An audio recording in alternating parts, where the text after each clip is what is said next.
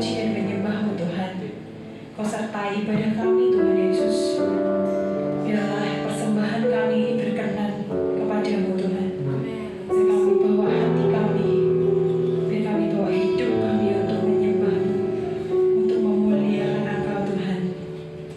Karena kami tahu Tuhan, oleh karena kemurahan-Mu Tuhan, kami ada sampai hari ini. Oleh karena kasih setia-Mu, oleh karena anugerah-Mu Tuhan dalam hidup kami Tuhan, kami boleh ada di tempat ini Bapa. Terima kasih Tuhan Yesus, terima kasih Tuhan. Kami mau bersyukur, kami mau berterima kasih kepada-Mu Tuhan. Karena Kau mengasihi kami Tuhan, dan kami percaya Tuhan Kau memberikan kepada kami masa depan yang penuh dengan harapan Tuhan. Kami serahkan hidup kami sepenuhnya ke dalam tangan kuasa-Mu Tuhan. Kami percaya bahwa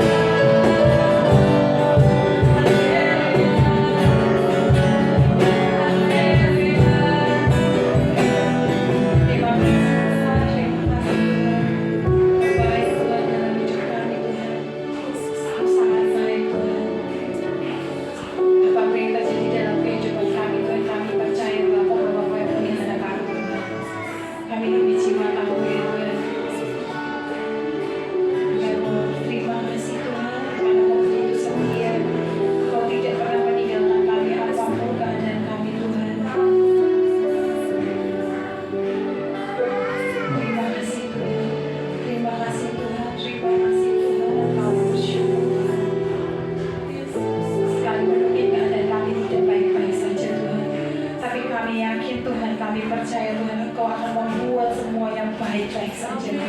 Kami percaya di dalam nama Tuhan Yesus tidak ada yang mustahil buat Engkau Tuhan. Kami percaya Tuhan Kau sanggup ubahkan Tuhan keadaan kami Tuhan. Kau sanggup ubahkan Tuhan setiap masalah kami Tuhan menjadi berkat Tuhan. Kami percaya kepada-Mu Tuhan Yesus. Dan kami katakan sekali lagi bahwa kalau kami ada saat ini semua karena kasih-Mu ya Tuhan. Semua karena kebaikan-Mu Tuhan. Semua karena kebaikan-Mu Tuhan. Kalau kami ada saat ini Tuhan, mari jemaat Tuhan bersyukur kepada Tuhan.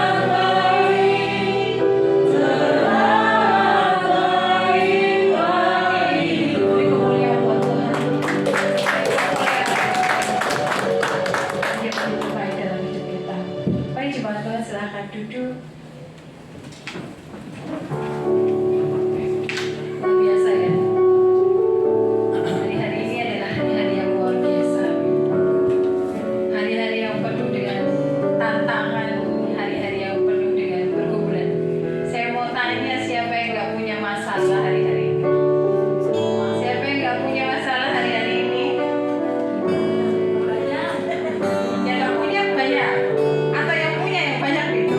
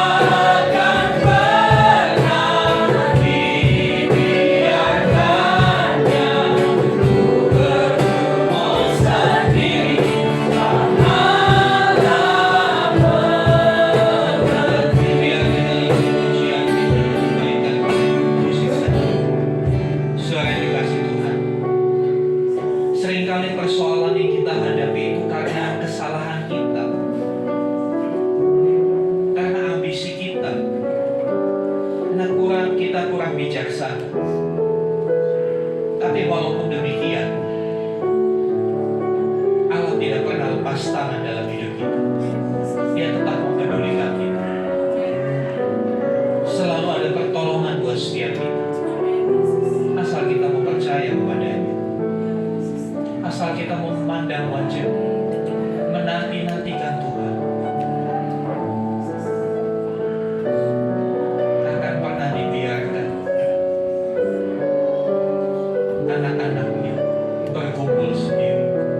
Karena Dia adalah Immanuel, Tuhan beserta kita. Ketika hari-hari ini kau di tengah pergumulan yang berat, sadarlah, Tuhan Allahmu mempedulikan engkau. Dia akan bersama dengan engkau. Mungkin teman-temanmu meninggalkan engkau, saudara-saudaramu menjauhi engkau, tapi Tuhan Allahmu selalu bersama-sama denganmu. Mari kembali naikkan pujian ini dengan penuh keyakinan. Allah mengerti, Allah peduli.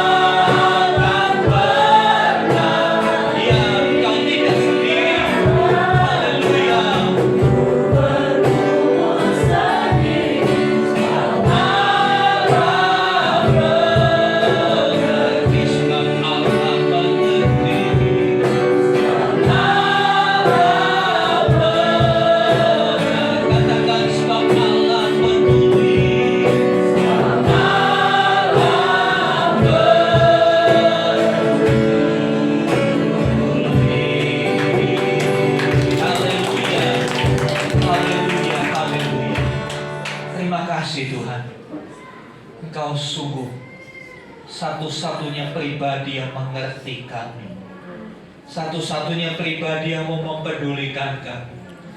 Walau seringkali dalam pengiringan kami kepadamu kami gagal, kami kurang percaya, tapi Tuhan selalu memberi ruang untuk kami boleh kembali.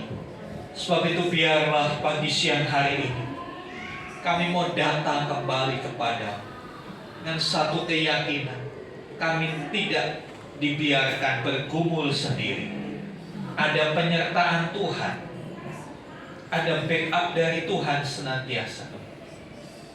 Ketika kami menghadapi kesulitan-kesulitan hidup, yang seringkali itu karena kesalahan kami sekalipun, tapi Tuhan selalu ada untuk memperbaiki hidup kami, untuk meluruskan jalan kami. Dan biarlah kebenaran firman-Mu yang sebentar kami dengar boleh meluruskan langkah laku kami, boleh memperbaiki cara kami berpikir, supaya kami tidak lagi diterpa oleh berbagai-bagai persoalan, supaya kami beroleh kemenangan di tengah pergumulan ini.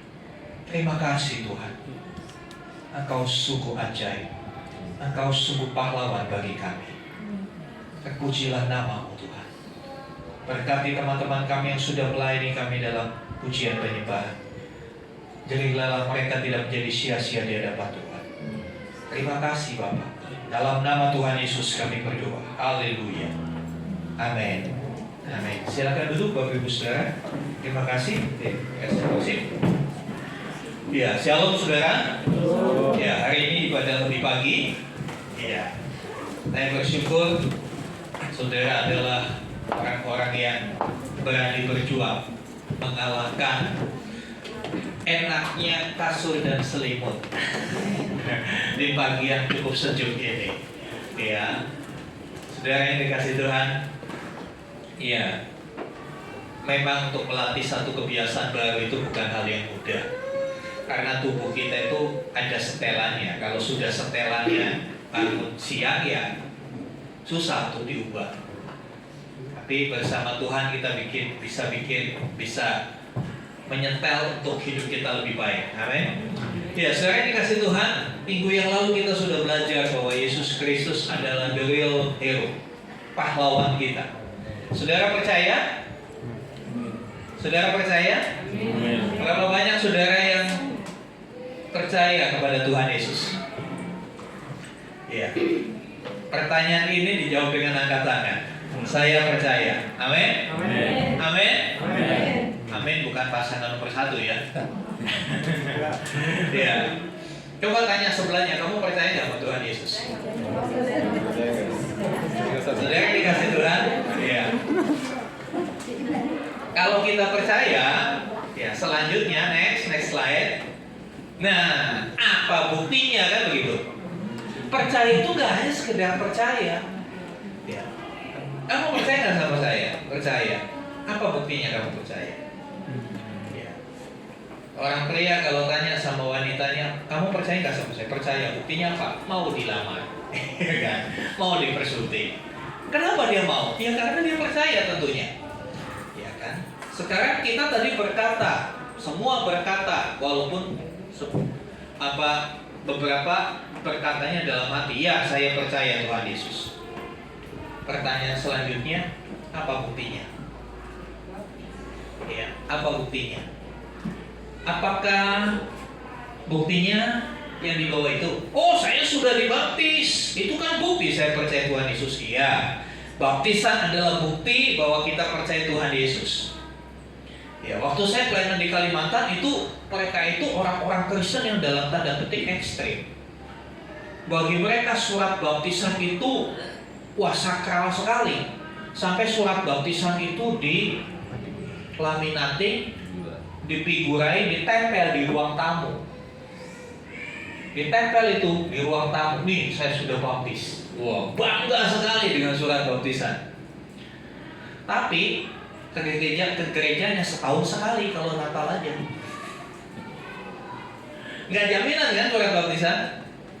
Ya, yang sudah dibaptis aja nggak jaminan. Tidak bisa membuktikan bahwa dia benar-benar percaya. Apalagi yang belum dibaptis. Ada yang belum dibaptis?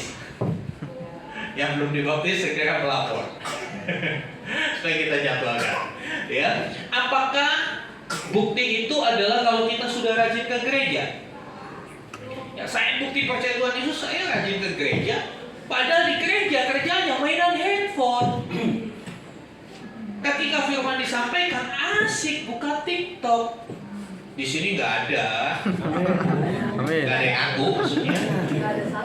Lebih parah lagi pada asik main game. Lebih parah lagi main slot. Di sini nggak ada. Saya berharap yang ketawa bukan menunjukkan pengakuannya. Ya. Rajin ke gereja bukan bukti yang kuat. Bukti itu harus kuat dan meyakinkan, betul nggak saya? Ya kan? Bukti itu harus kuat, harus kelihatan dan harus sangat meyakinkan. Ya. Apakah dengan kita melayani di gereja kita bisa jadikan bukti? Wah, saya sudah melayani loh. Nanti saya percaya Tuhan Yesus loh. Ya, saya tahu di Cikarang ini ada pemain musik bayaran, saudara, ada grupnya bayaran. Saya tahu. Ya, sehingga kalau hari Sabtu di grup itu bilang begini, besok saya pagi kosong, ada job nggak? Buat main drum. Ada loh seperti itu, saudara. Apakah itu dikatakan melayani Tuhan? Saya ragu, melayani Tuhan atau melayani duit. Makanya di tempat kita dari awal saya katakan, mau melayani musik di tempat kita, tahu konsekuensinya tidak ada VK. Karena kadang-kala itu menjadi merusak motivasi kita sama Tuhan. Ya. Bisa aja saya alokasikan dana gereja untuk bayar pemain musik, tapi itu akan merusak motivasi. Saya tidak mau merusak motivasi Bapak Ibu yang melayani. Saudara yang dikasih Tuhan, pembuktian dalam sebuah persidangan ya harus kuat, ya kan? Contohnya, kalau saudara mengatakan ini tanah saya, pasti akan ditanya buktinya apa? Sertifikatnya diperiksa, sah nggak, kan begitu, ya kan? Dan bukti itu nggak bisa cuma satu. Dalam sistem pengadilan, alat bukti itu minimal 2, dan itu bukti itu harus teruji. Demikian juga dengan pengakuan kita tadi, mengakui ya saya percaya sama Yesus. Buktinya apa? Ya ini bisa dijadikan bukti, tapi begitu lemah. Karena begitu banyak orang yang sudah punya surat baptisan, tapi ke gerejanya kalau Natal aja. Ya. Kristen napas, Natal Paskah. Kristen kapal selam. Kalau ditanya, kamu pasukan Kristus? Iya, saya pasukan Kristus. Tapi saya pasukan Kristus bagian intelijen, jadi jarang nongol. Ada aja alasannya buat ngeles gitu ya. Kenapa munculnya kalau Natal aja baru rajin? Ya saya kan bagian intelijen, saya dinas luar, kata gitu. Saudara yang dikasih Tuhan, banyak alasan manusia. Itu karena manusia itu pintar ngeles. Ya. Jadi bukti-bukti ini nggak bisa dijadikan satu alasan. Bahkan rajin ke gereja pun tak jadi satu alasan. Karena banyak orang yang rajin ke gereja, jadi Kristennya cuma hari Minggu. Senin sampai Sabtu entah orang percaya sama siapa. Mengikut Kristusnya, percaya Kristusnya cuma hari Minggu. Itu pun hanya dari jam 8 sampai jam 10. Ikut pelayanan juga nggak jadi jaminan. Kita akan lihat apa sih buktinya. Kalau kita benar-benar percaya kepada Yesus. Next. Ya, yang pertama, ya bukti yang pertama, percaya perkataannya dan janjinya. Kita buka di dalam Yohanes 14 ayat 1 sampai 3. Tolong dibacakan. Tolong santri ya bacakan, pakai mic aja supaya itu kosong, itu gak ada baterai. Yang begini satunya mana tadi?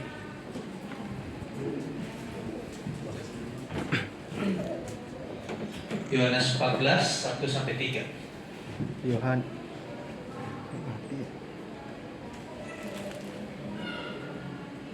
Yohanes 14 ayat 1 sampai 3.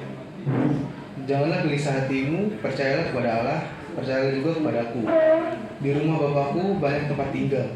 Jika tidak demikian, tentu aku mengatakannya kepadamu, sebab aku pergi ke situ untuk menyediakan tempat bagimu. Dan apabila aku telah pergi ke situ dan telah menyediakan tempat bagimu, aku akan datang kembali dan membawa kamu ke tempatku, supaya di tempat di mana aku berada, kamu pun berada. Iya, ayat 1 dikatakan jangan takut, jangan gelisah hatimu, percayalah kepada Allah dan percayalah kepada. Saudara yang dikasih Tuhan, bukti kita mempercayai seseorang itu kita percaya sama perkataannya, betul kan? Sehingga banyak istilah apa yang bisa dipegang, pegang perkataannya, kan begitu. Kalau kita percaya kepada Yesus, sudahkah kita memegang perkataannya atau kita mengabaikan perkataannya? Apa perkataan Tuhan? Firman Tuhan. Apakah firman Tuhan hanya sekedar lewat begitu saja? Atau kita pegang firman Tuhan, kita simpan di dalam hati, kita pikirkan seperti Raja Daud katakan, berbahagialah orang yang merenungkan Taurat Tuhan. Sudahkah kita merenungkan? Bahkan kalau saudara membaca Mazmur 119, ya satu pasal yang paling panjang itu, yang jumlah ayatnya paling banyak, pemazmur mengungkapkan bagaimana pentingnya firman, perkataan-perkataan Tuhan dalam kehidupannya. Dalam hatiku aku menyimpan janjimu.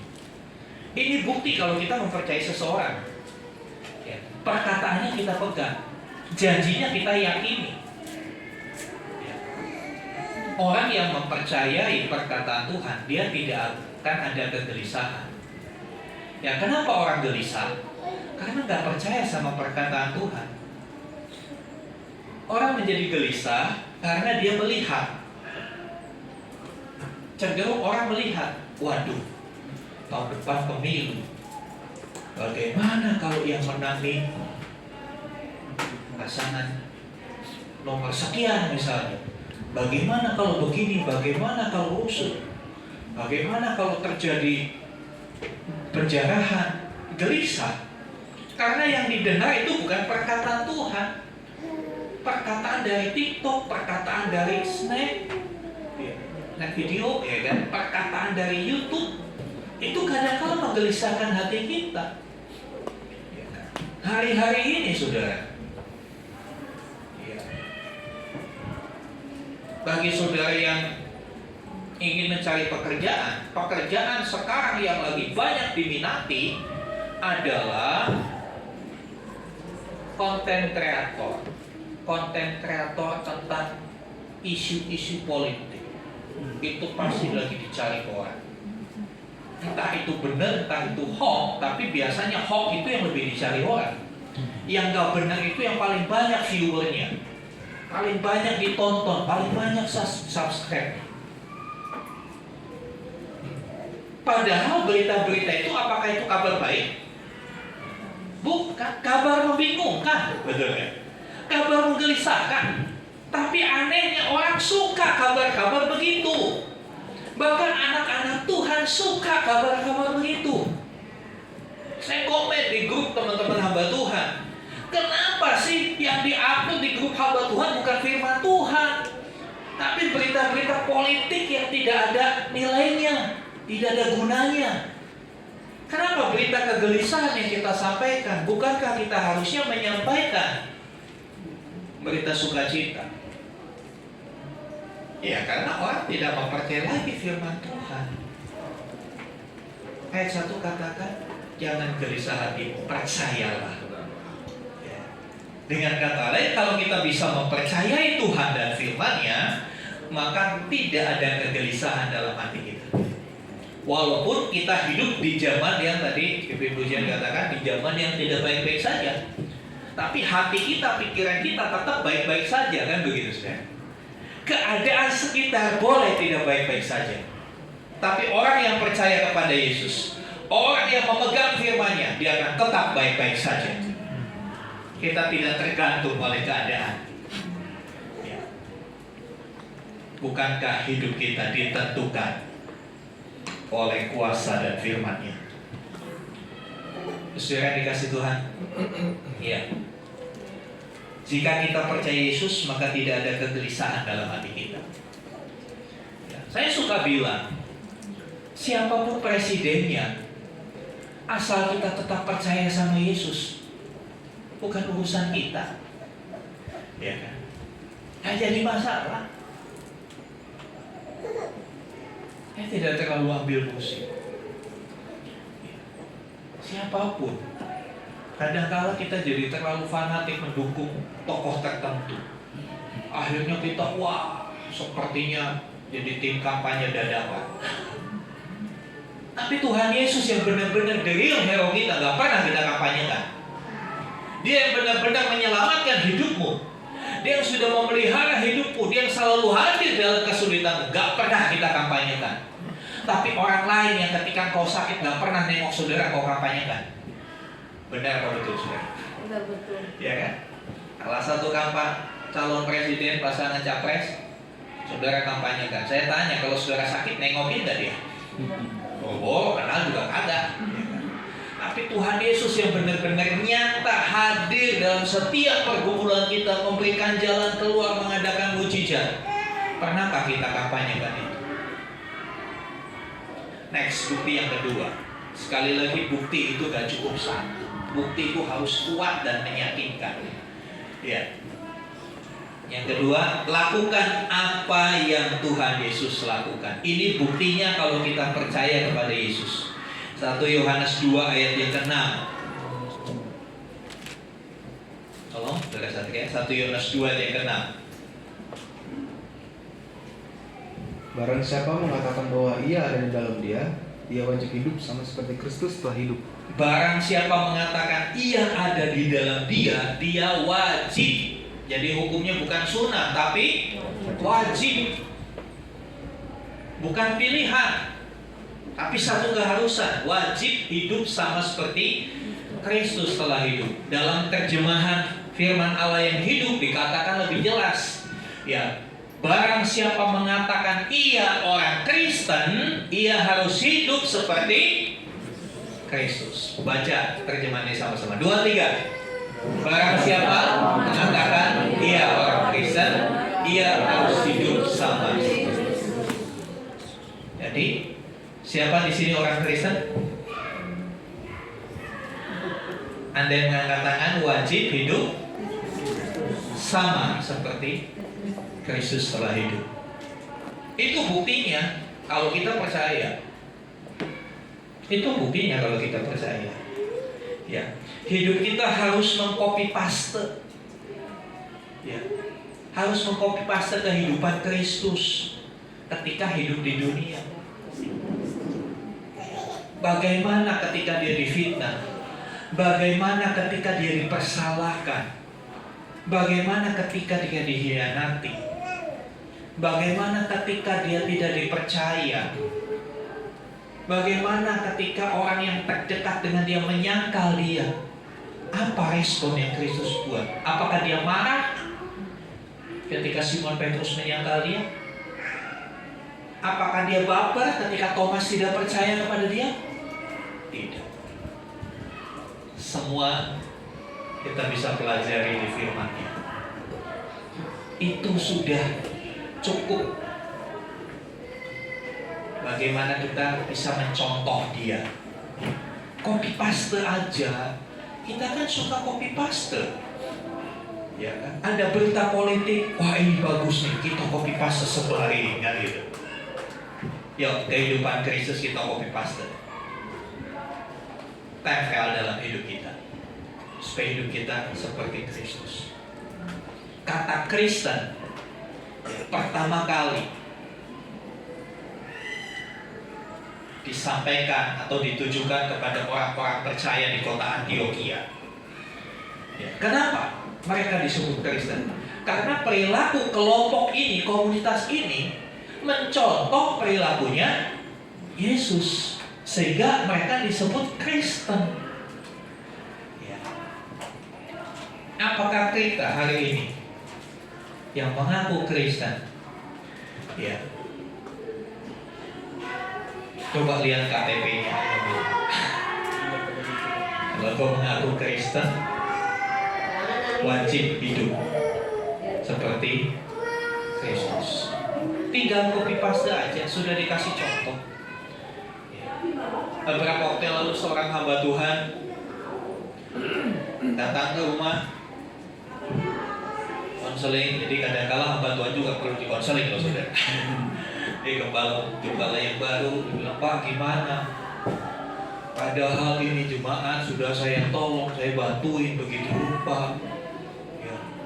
Saya difitnah. Katanya saya memperkosa temannya. Temannya yang mana juga saya nggak tahu. Tapi itu disebarkan. Saya bilang, apa? Tuhan Yesus sudah ngalami. Saya harus bikin apa? Saya bilang contoh, lihat Tuhan Yesus. Tuhan Yesus dituduhkan hal-hal yang gak benar, dituduhkan lawan kaisar, segala macam, memberontak. Apa yang Yesus lakukan? Ikuti saja. Hidup kita tinggal copy paste. Semua sudah dicontohkan Tuhan Yesus. Ya, saya bilang gak usah baper. Itulah bukti kalau kita percaya kepada Tuhan Yesus. Buktinya bukan hanya surat baptisan, rajin ke gereja, sudah melayani, ya, atau buktinya sesuatu yang lebih ringan daripada itu. Apa buktinya? Kamu percaya Yesus nih? Saya pakai kalung salib. Saya untuk pelayanan di Kalimantan Barat, saya sering kali katakan, bukan cuma kalung salib, bajunya dibuka, tato salib gede saudara. Nih salib di dadaku, katanya. Iya, tato salib gede. tapi nggak pernah ke gereja. Ke warung tua tiap hari, ke gereja nggak pernah. Apakah itu bukti? Bukan, itu bukti yang menyesatkan. Ya, bukti yang mengaburkan kebenaran. Ya. Selanjutnya, saudara, setelah kita lakukan apa yang Yesus lakukan selanjutnya, ya, jadi saksinya, yang menjadi saksinya. Orang yang percaya kepada Yesus, dia harus berani menjadi saksinya, harus berani menceritakan, harus berani mengkampanyekan tentang siapa Yesus itu. Kita diperintahkan Tuhan supaya kita menjadi saksi. Ya. Pergilah, jadikanlah semua bangsa muridku. Dalam doa berkat saya selalu sebutkan ayat ini. Itu bukan satu formula yang baku harus begitu. Justru dengan saya menyebutkan itu, saya berharap itu tertanam di pikiran kita, tertanam di hati kita, bahwa kita punya tugas bersama. Tugas menjadi saksi Kristus bukan hanya tugas gembala, tapi tugas semua orang percaya. Orang yang menjadi saksi. Saksi itu apa sih? Ya. Kadang-kala bacanya keliru. Ya, yuk. Kisah Rasul 1 ayat 8 tolong dibacakan. Tetapi kamu akan menerima kuasa kalau Roh Kudus turun ke atas kamu, dan kamu akan menjadi saksiku di Yerusalem dan di seluruh Yudea sampai Samaria dan sampai ke ujung bumi. Ya. Kamu akan menerima kuasa kalau Roh Kudus turun ke atas kamu. Amin. Banyak orang karismatik semangat dengan ayat ini. Amin. Akan menerima kuasa. Untuk apa? Jadi apa? Jadi apa? Jadi coba baca lagi Alkitabnya. Saksi atau sakti? Bedanya tipis loh. Sakti sama saksi beda sedikit.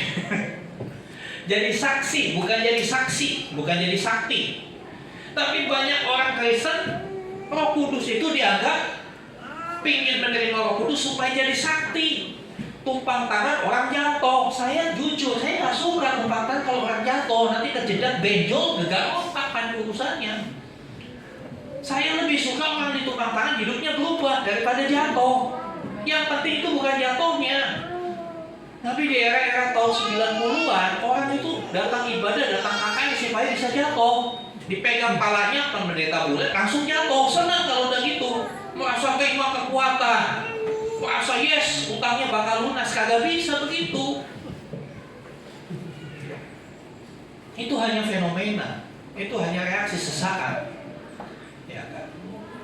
Roh Kudus itu memampukan kita menjadi saksi. Kita harus ngerti saksi itu apa.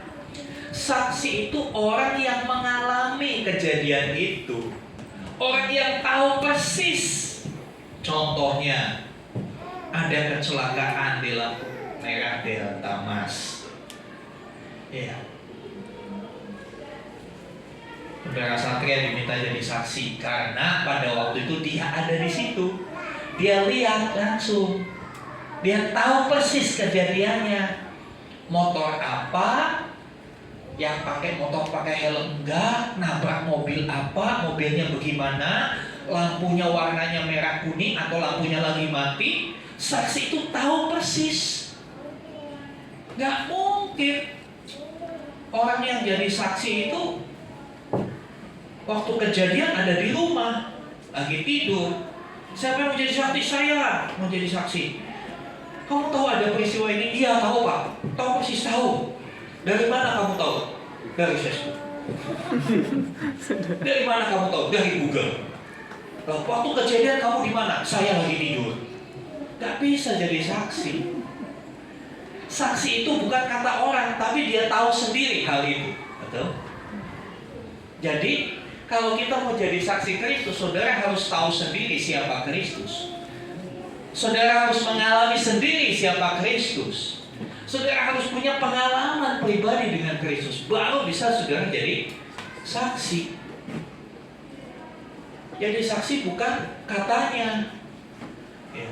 Satu kali ada orang buta ngamen, dia nyanyi.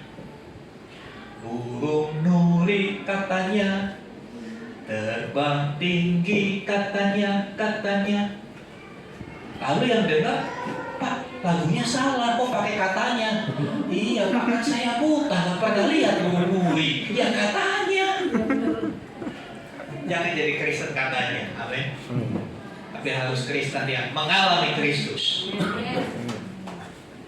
Kalau mau mengalami Kristus, ya harus dekat dengan Kristus. Harus selalu bersama dengan Kristus. Kalau kita jauh-jauh dari Tuhan Yesus, nggak akan mengalami pengalaman dengan Dia. Ya. Nggak akan mengalami pengalaman dengan Dia. Bagaimana sifatnya Kristus? Bagaimana kasihnya? Kita bisa alami kalau kita dekat. Tapi kalau kita jauh, doa aja, kalau penagih hutang datang baru berdoa. Kalau sakit baru berdoa. Sudah mengalami pribadinya Kristus yang sesungguhnya. Seorang saksi dia mengalami, dia tahu persis, sehingga kesaksiannya itu bisa menguatkan. Kesaksiannya bisa dikonfirmasikan, bukan hanya sekedar katanya. Siapkah saudara ketika mungkin saudara suatu saat jalan di pasar, lalu ada orang yang pegang tangan saudara, dan orang itu bilang, Bu, tolong kasih tahu saya, gimana saya supaya bisa masuk surga? Bisa nggak kita ceritakan tentang Tuhan? Ya. Saudara yang dikasih Tuhan, kita nggak pernah bisa cerita tentang seseorang yang kita tidak kenal, betul? Ya. Kita nggak pernah bisa cerita seseorang yang kita nggak kenal. Tapi kalau orang itu kita kenal, sering ketemu, sering ngobrol, ya, sering jalan-jalan bareng, kita bisa tahu. Dari A sampai Z orang itu kita bisa tahu. Nah, kita bisa cerita dengan gampang. Saudara nggak akan cerita, nggak akan bisa ceritakan makanan di warung Wonogiri itu enak apa enggak kalau saudara belum makan di sana, betul? Saudara alami dulu, baru saudara cerita, oh yang di sana tuh enaknya ini, yang nggak enaknya ini, begini, tahu. Inilah bukti kalau kita percaya kepada Yesus. Mulut ini tidak akan pernah bisa diam kalau kita percaya dan sudah mengalami Kristus. Kita akan cerita terus tentang Tuhan Yesus. Ya. Mama saya salut, mama saya itu umur 76 tahun. Setiap kali ketemu orang, apapun agama orang itu, dia selalu ngomong, saya ini beruntung bisa kenal dan percaya sama Tuhan Yesus. Selalu dia ngomong begitu. Ya memang dia nggak bisa nyusun kata-kata yang begitu spektakuler. Dia nggak bisa nyusun kata-kata seperti Tunda Semwaringin atau Mary Riana, ya, atau Anies Baswedan yang jago menata kata. Dia ngomong apa adanya. Tapi orang bisa tersentuh dengan kata-kata yang begitu sederhana. Kenapa? Hidupnya mengalami Tuhan. Hidupnya mengalami Kristus. Dan saudara yang dikasih Tuhan, ayat itu berkata, kamu akan menjadi saksiku di mana? Di Yerusalem, Yudea, Samaria. Itu kalau dilihat di peta, itu dari kecil ke gede. Yerusalem itu kota, Yudea itu provinsi, Samaria itu daerah lain. Menjadi saksi itu bukan ke bangsa-bangsa dulu. Jadi saksi itu ke orang yang terdekat dengan kita dulu, saudara. Kita diutus ke suami kita diutus ke istri kita, ke anak-anak kita, ke ipar-ipar kita, ke sepupu-sepupu kita. Saudara nggak akan diutus ke orang Uzbekistan sana, bahasanya aja lu nggak ngerti, mau ngomong apa coba? Ya kan? Kita diutus ke orang-orang dekat dengan kita. Sudahkah kita menceritakan Tuhan kepada mereka? Sudahkah kita menceritakan apa yang kita alami dengan Yesus kita kepada mereka? Kadang-kala kita begitu bersemangat ketika kita menceritakan tukang bakso di Pengkolan. Oh, baksonya enak, begini kuahnya mantap, tidak ada lawan, begini murah lagi. Oh. Padahal orang nggak pernah dapat komisi. Ketika saudara menceritakan tentang Tuhan, Tuhan bilang upahmu besar di surga. Tapi mulut sepertinya terkunci ketika kita ada kesempatan menceritakan tentang Tuhan. Ya, saudara yang dikasih Tuhan, ya saya bersyukur kalau saya selalu bertemu dengan orang baru, driver Grab gitu. Ya, kali ada kesempatan, saya cerita. Beberapa tahun lalu, minggu lalu saya ngantar anak saya pulang ke kos, pulangnya kan ke Grab, udah malam. Begitu saya lihat, Grab, namanya Daniel, pasti Kristen ya kan? Tapi begitu jalan, kok nggak ada bau-bau Kristen. Ngobrol, saya mancing, kan dia cerita dari ujung ke ujung. Kesimpulannya, Pak, saya tuh sekarang lagi cari, saya tuh lagi bingung mau milih agama apa. Dia bilang, saya pernah belajar Katolik, saya pernah belajar Kristen, saya pernah belajar Konghucu, saya pernah belajar Buddha, saya pernah belajar Islam, saya pernah belajar Hindu. Sekarang saya di persimpangan jalan, memilih mana? Kok saya loncat ketika dia bilang gitu. Yes, saya bilang, terima kasih Tuhan, aku dikasih kesempatan lagi untuk jadi saksi.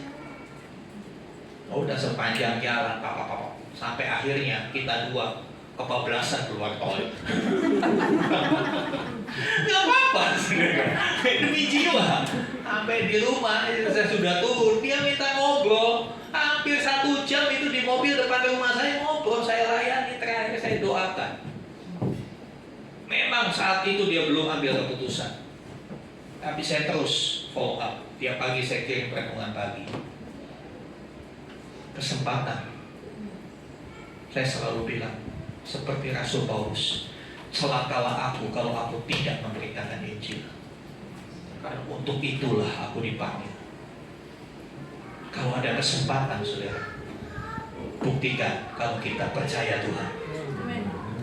Buktikan kalau kita percaya Tuhan. Saudara dikasih Tuhan, ya. 1 Petrus 2 ayat 9. Kadang-kala kita bingung, ya kita ceritakan apa Pak? Ya kan? 1 Petrus 2 ayat 9. Tetapi kamulah bangsa yang terpilih, imamat yang rajani, bangsa yang kudus, umat kepunyaan Allah sendiri, supaya kamu memberitakan perbuatan-perbuatan yang besar dari Dia yang telah memanggil kamu keluar dari kegelapan kepada terangnya yang ajaib. Iya. Kita dikatakan kita bangsa yang terpilih. Kita dipilih Tuhan. Tujuannya itu apa? Bagian terakhir dari ayat ini tujuannya, supaya kamu memberitakan. Memberitakan apa? Bukan memberitakan capres idaman. Bukan memberitakan partai yang paling merakyat. Bukan itu. Memberitakan apa? Perbuatan.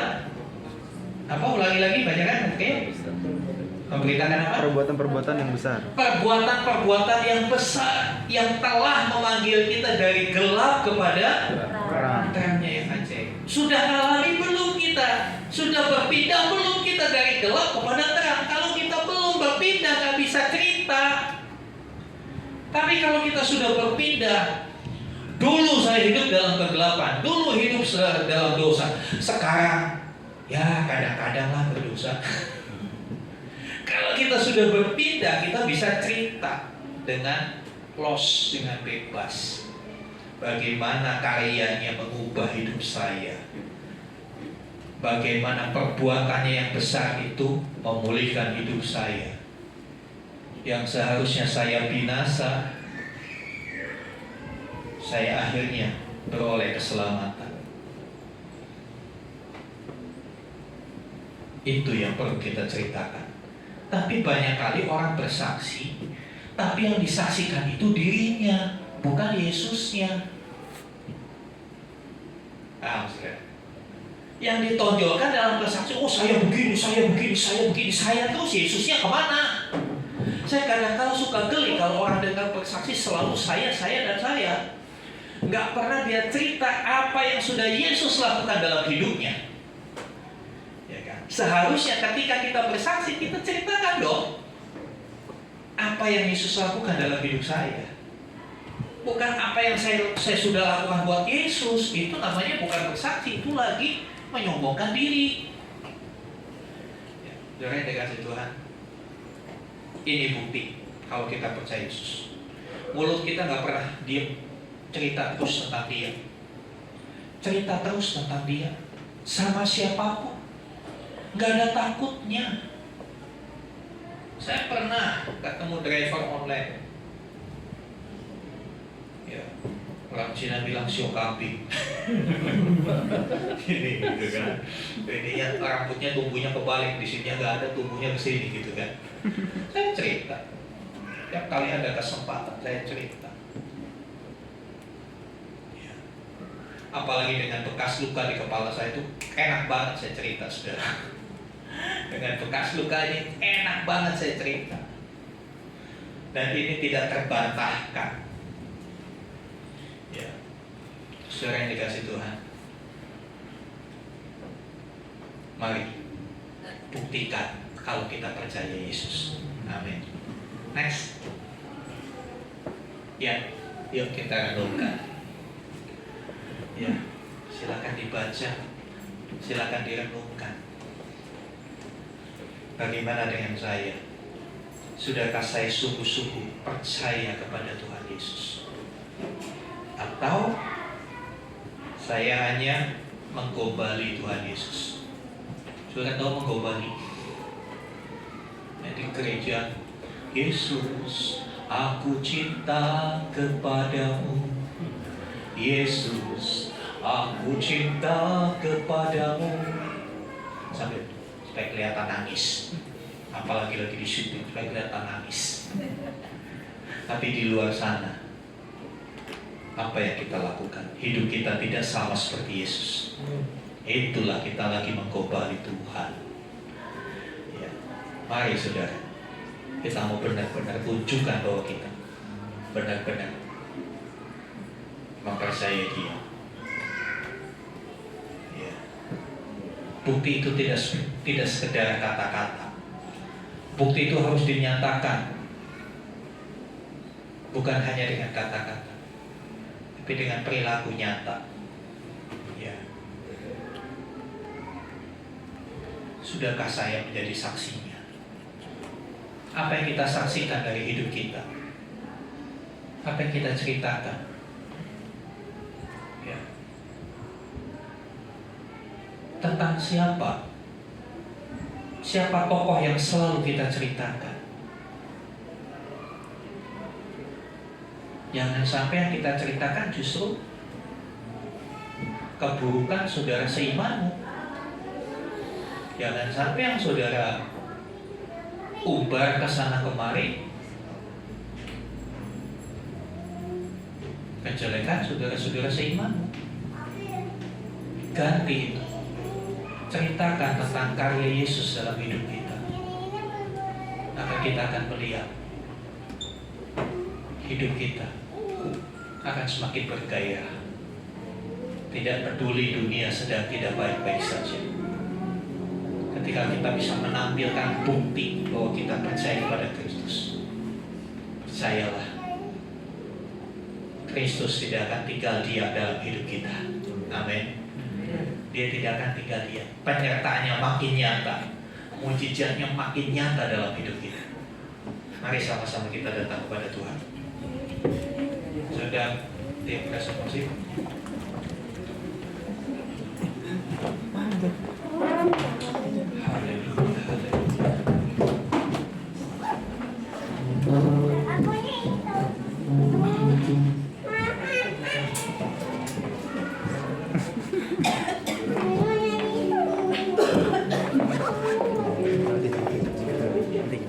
Yesus, aku cinta kepadamu.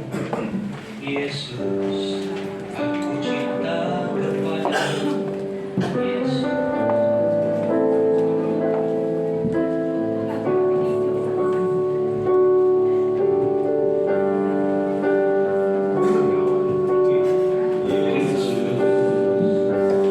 Aku cinta kepadamu, Yesus. Mari sama-sama kita bagi diri. Aku cinta kepadamu.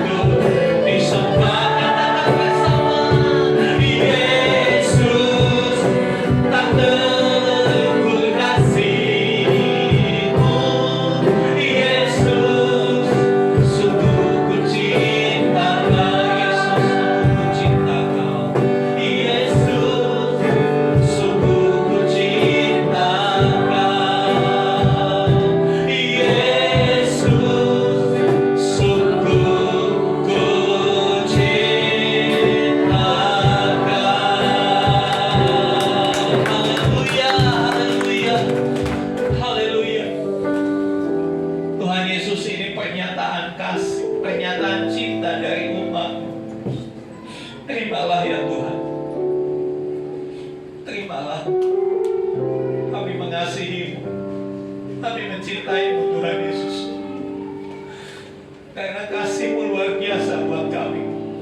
Kau menerima kami apa adanya.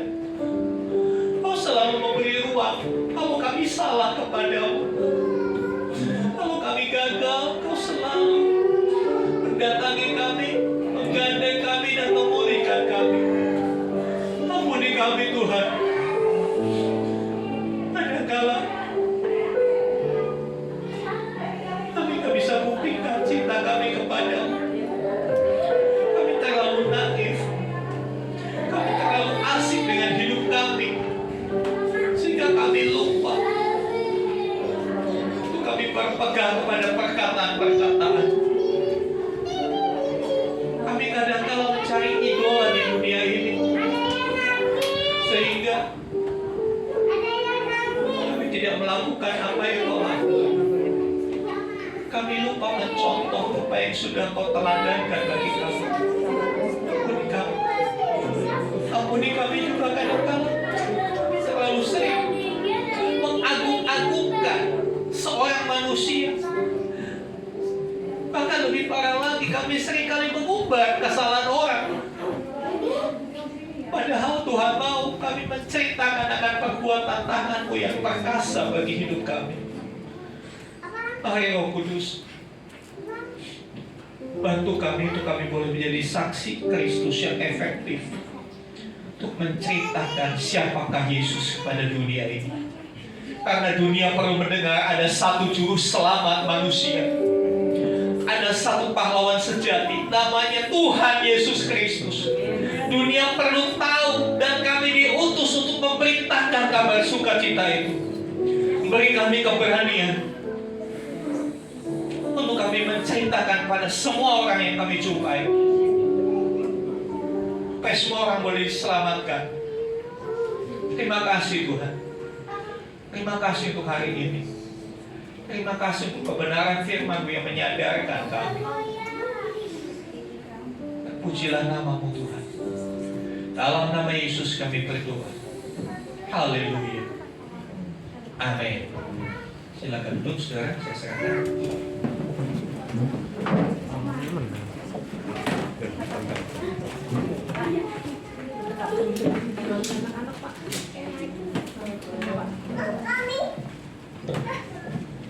Ya, anak-anak, kita berdoa. Ya Bapak Ibu, kembali sudah kami berdiri. Kita akan berdoakan anak-anak kita. Mereka adalah generasi penerus pelayanan gereja Tuhan di tempat ini. Jangan pandang mereka hari ini nakal, hari ini nyebelin. Ya, tapi tanggung jawab kita menjadikan mereka pribadi-pribadi yang taat. Ya.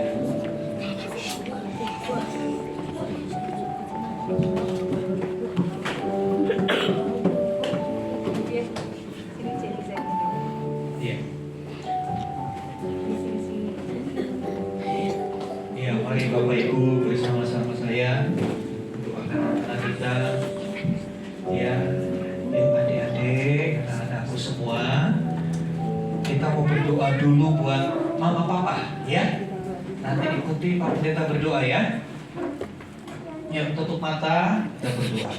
Tuhan Yesus, terima kasih buat mama papa. Terima kasih mereka menyayangi kami. Kami berdoa, berkati papa mama. Usaha pekerjaan mereka diberkati Tuhan. Kesehatan mereka dijagai Tuhan. Supaya mereka makin mencintai Tuhan.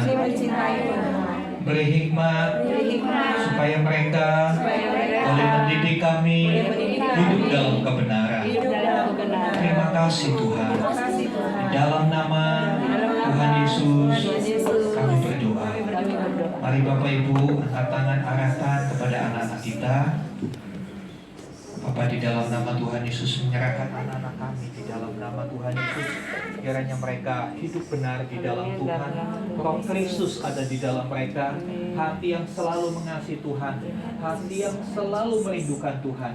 Di dalam nama Tuhan Yesus, berkati Tuhan, berkati tumbuh kembang mereka jadi anak-anak yang hebat, anak-anak yang takut akan Tuhan, anak-anak yang benar-benar menjadi kebanggaan, memuliakan Tuhan.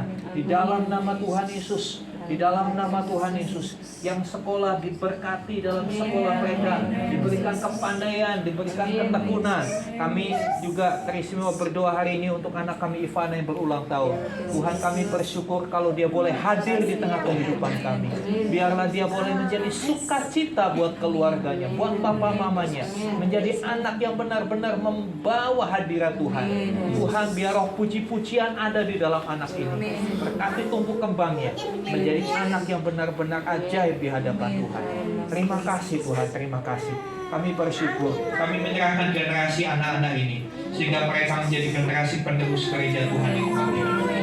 Jadi anak-anak militan yang takut akan Tuhan, pakai mereka untuk menjadi malaikat-malaikat kecil di tengah keluarga, untuk mengingatkan orang tua untuk selalu hidup di dalam Tuhan, untuk selalu mengasihi Tuhan, untuk selalu bersekutu dengan Tuhan. Terima kasih Tuhan. Di dalam nama Tuhan Yesus kami berdoa. Haleluya, haleluya. Amin.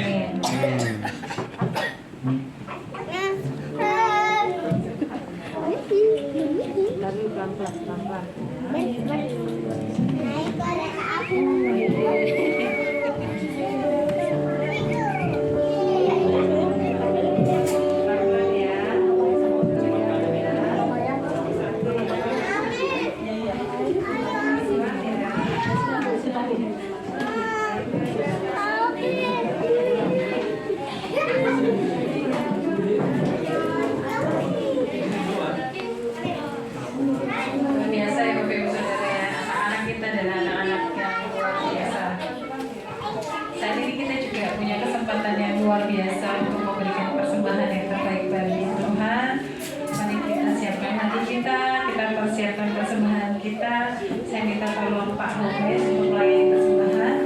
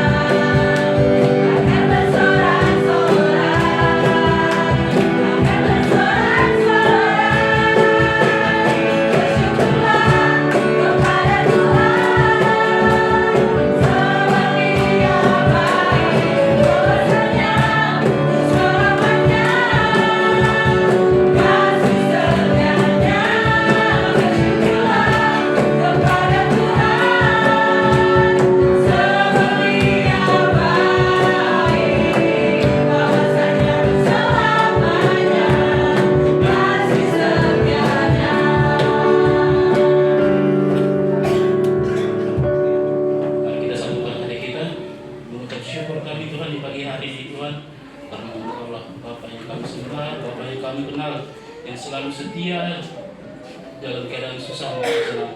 Bapa, di pagi hari ini Bapa, kami telah mengumpulkan persembahan kami Bapa dengan sukarela kami Bapa. Suci dan kuduskanlah persembahan ini Bapa agar menjadi berkembangnya untuk gereja kami ini Bapa. Berkati Bapa setiap pengelola persembahan ini Bapa. Kami juga Bapa tidak lupa untuk minta berkat kepadamu. Biarlah setiap pengelola, setiap yang memberikan persembahan ini berkati apapun yang dikerjakan tangan-tangan kami Bapa. Suci dan kuduskan Bapa lagi Bapa setiap dalam kehidupan kami, jauhkan kami dari tangan-tangan orang jahat Bapa. Kami bawa dalam nama Tuhan Yesus mengucap syukur. Haleluya. Amin. Selanjutnya Pak, saya persilahkan Pak Wajah untuk menyampaikan pengumuman. Ya, terima kasih untuk persembahan yang saudara sudah persembahkan kepada Tuhan. persembahan umum, persepuluhan maupun persembahan Natal. Saudara masih diberikan kesempatan untuk berikan persembahan Natal, ya, saudara. Kenapa ibadah dimajukan? Ya, seperti saya sampaikan bahwa selepas ibadah ini akan digunakan untuk latihan-latihan. Sengaja dipakai hari Minggu karena kalau hari lain saya tahu kesibukan Bapak Ibu di pekerjaan akan sulit ya untuk mengumpulkan. Jadi sekalian datang ke sini itu hanya untuk demi efisiensi waktu, efisiensi biaya juga daripada nggak pulang balik, bensin dan lain sebagainya. Jadi sekalian datang udah kita kelarin semuanya. Ya, saya kira itu. Saya kasih kesempatan Pak Agus mungkin ingin menyampaikan terkait Natal.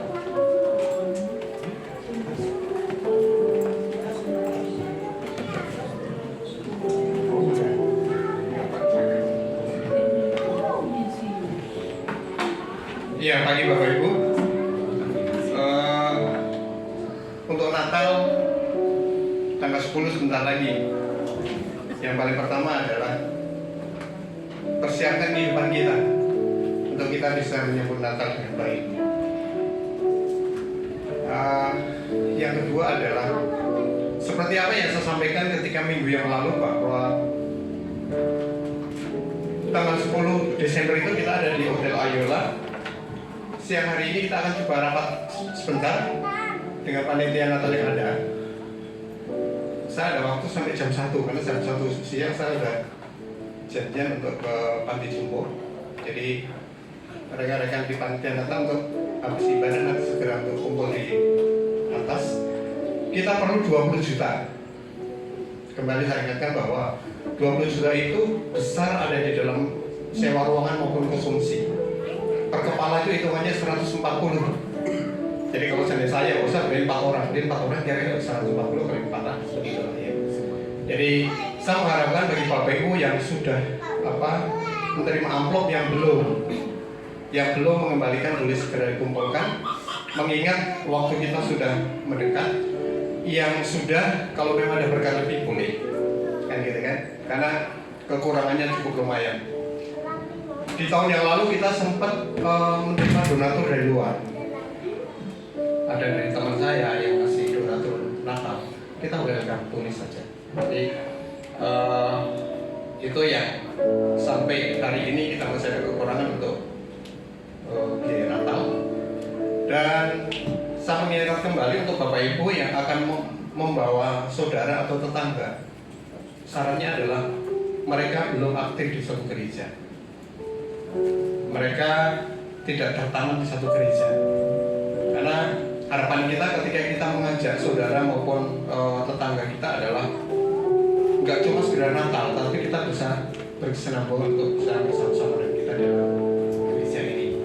Jadi untuk segera Bapak Ibu yang akan ada rencana membawa saudara maupun tetangga segera mendaftarkan ke gembala kita atau budian, atau mungkin bisa ke saya maupun ke istri saya.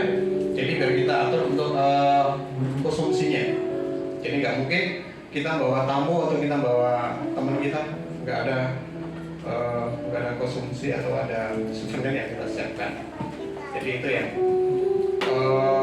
saya sampaikan. Kemarin ibu-ibu sudah mulai belanja untuk souvenir. Kemarin Bu Yuli bersama dengan Bu Dia dengan istri maupun yang punya penguasa KSB. Kemarin kita ada belanja untuk nyicil untuk souvenir untuk setiap kita maupun setiap jemaat. Puji Tuhan udah dapat. Jadi untuk minggu yang lalu untuk anak-anak sekolah minggu kita sudah dapat. Sekarang untuk umum sudah dapat. Tetapi kekurangannya adalah untuk gedung maupun konsumsi yang akan kita kerjakan dalam minggu depan ini. Jadi itu yang saya sampaikan. Terakhir adalah setiap kita yang ada di dalam gereja ini wajib hadir tanggal 10 Desember. Ya. Wajib hadir dan jam 5 paling enggak setengah 5 kita sudah ada di Hotel Ayola. Demikian mohon untuk persiapan Natal. Terima kasih dan memberkati. Bapak Ibu, terkait tadi yang disampaikan oleh Bapak Ketua Panitia, kalau saudara ingin mengajak, tolong bisa disampaikan supaya jangan sampai ngajak orang lalu orang itu nggak dapat konsumsi, kan repot kita malu. Ya, siapa yang boleh diajak? Pak, boleh nggak? Tetangga saya Habib diajak boleh nggak? Boleh. Tetangga saya Ustadz, Kiai boleh diajak? Boleh. Ya, Natal bukan untuk kalangan sendiri, karena Yesus lahir bukan untuk kalangan sendiri. Yesus lahir untuk semua manusia, amin. Justru saya tantang, berani nggak ngajak yang non Kristen? Siap nggak, saudara? Ya, bersaksi jadi saksi. Ya, jadi saya kasih Tuhan itu. Ya, nanti setelah ini saudara akan menerima formulir ini. Ya, satu keluarga satu. Ini adalah formulir kehadiran Natal. Jadi nanti saudara tulis kepala keluarga atau penanggung jawabnya, lalu setelah itu dewasa berapa yang akan hadir. Jadi yang nulis namanya dihitung juga, ya kan? Yang dewasa berapa, kemudian anak-anak berapa. Yang dikategorikan anak-anak adalah batasnya sampai kelas 6 SD. 6 SD itu dikategorikan anak-anak. Ya, jadi SMP, SMA itu dikategorikan masuk kelompok dewasa. Ya, ini perlu supaya untuk kita bisa tahu estimasi kehadiran berapa. Karena paling tidak minggu depan kami harus melaporkan ke pihak hotel untuk penyediaan konsumsi. Berapa pack yang harus kita pesan? Basicnya adalah dari data seperti ini. Kita tidak mau juga pesannya kebanyakan, karena kalau sudah dipesan nanti hari H nggak bisa dikurangi, beda kayak makan di warteg. Ya kan? Jadi kalau udah pesan 100, yang datang cuma 70, ya 30 harus kita bayar, kan sayang. Ya, tujuannya itu, bantulah panitia dengan mengisi form ini. Tolong Satria bagikan. Sekarang Mbak? Sekarang, jangan minggu depan, sekarang. Kalau bisa hari ini bisa diisi dan serahkan, ya. Satu keluarga satu aja, Satria.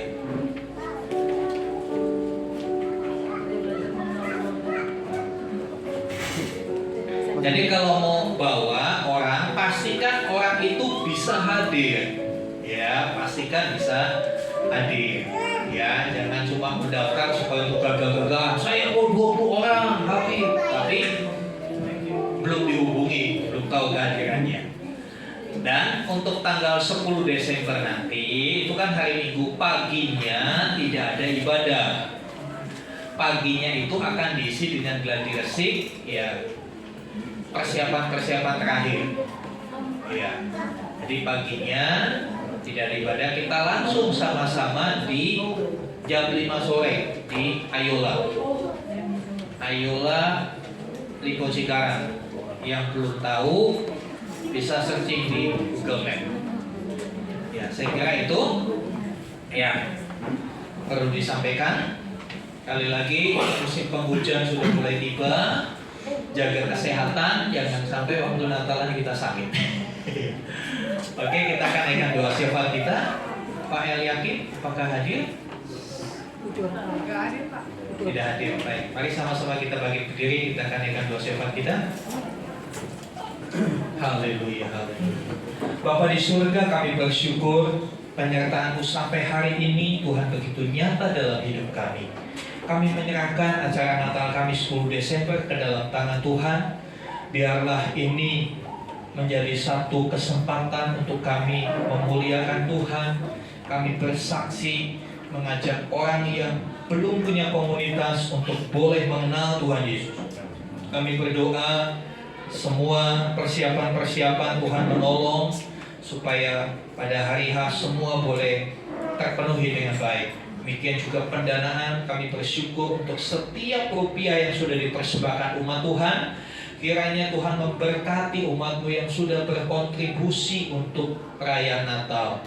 Dan biarlah apa yang mereka sudah persembahkan, Tuhan membalas, memberkati berlipat ganda. Kami berdoa untuk cuaca supaya di tanggal 10 cuaca boleh cerah dari pagi sampai selesainya, sampai semua jemaat kembali ke rumah. Tuhan memberikan cuaca yang cerah yang baik. Kami juga berdoa supaya terjalin kerjasama yang baik dengan pihak Hotel Ayola. Berdoa untuk semua teman-teman panitia mengisi acara, kiranya acara-acara yang dipersiapkan itu semua untuk kemuliaan Tuhan. Bapa di surga, kami menyerahkan bangsa dan negara kami.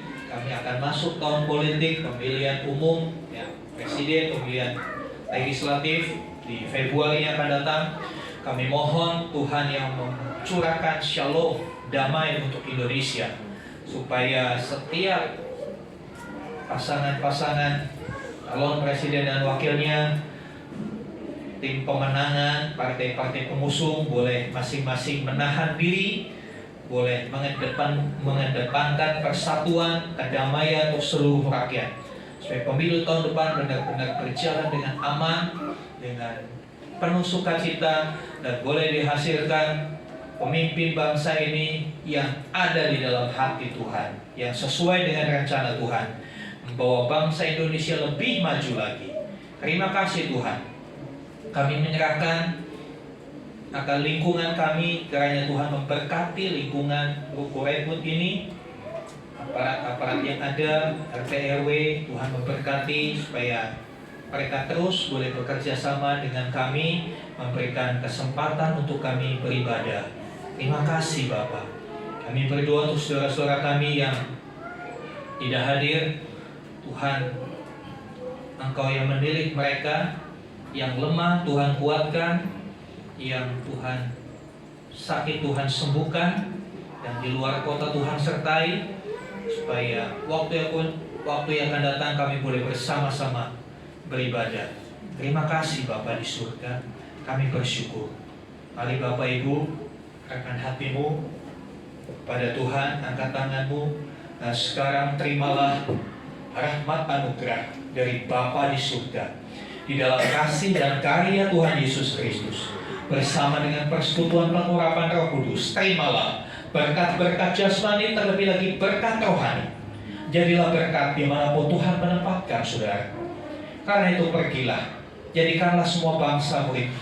Baptislah mereka dalam nama Bapa, Anak, dan Roh Kudus, dan ajarlah mereka melakukan segala sesuatu yang telah Kuperintahkan kepadamu. Dan ketahuilah Aku menyertai kamu senantiasa sampai kepada akhir zaman. Demikianlah Tuhan Yesus akan datang kembali menjemput kita, membawa kita ke tempat yang telah Dia sediakan, supaya di mana Dia berada, kita semua boleh berada. Terima kasih Tuhan, kami terima semua kelimpahan berkat Tuhan di dalam satu nama, nama Tuhan Yesus Kristus. Haleluya. Amin.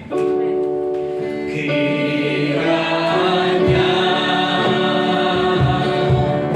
Engkau memberkati aku berlimpah-limpah dan memperluas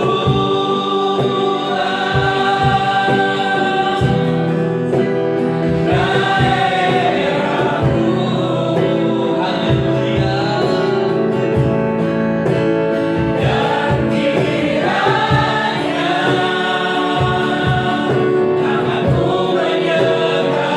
aku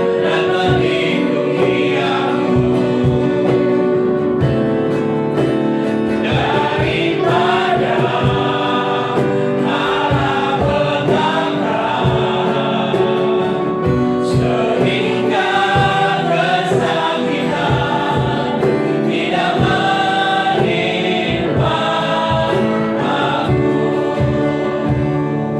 Amin. Silakan duduk, saudara yang beri kesempatan untuk bersama.